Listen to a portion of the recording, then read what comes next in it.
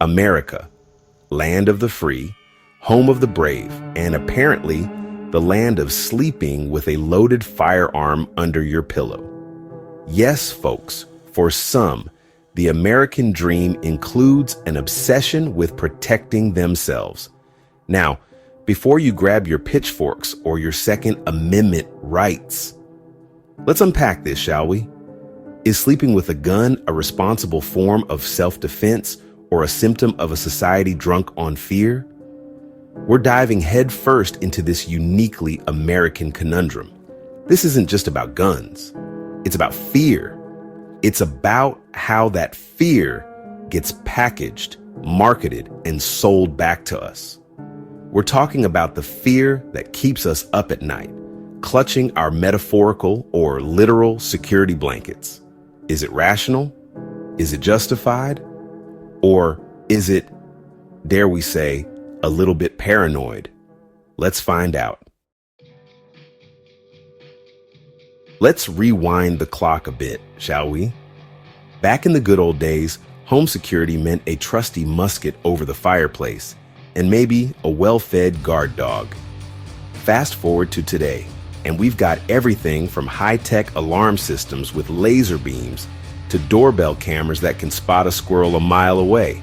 We've gone from simple deterrence to full-blown fortresses, all in the name of feeling safe and sound in our own homes. So, what changed? Well, for starters, our perception of safety. As cities grew and crime rates fluctuated, because, newsflash, crime has always existed, so did our anxieties about personal security.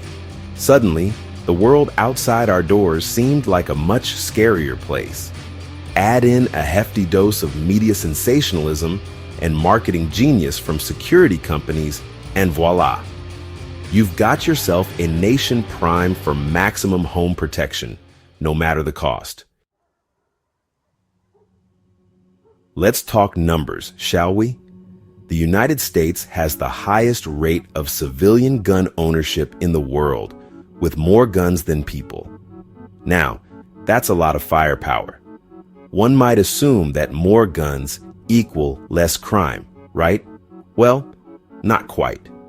The correlation between gun ownership and crime rates is a complex one, with studies showing mixed results. Some argue that guns deter crime, that a well-armed citizenry keeps criminals at bay.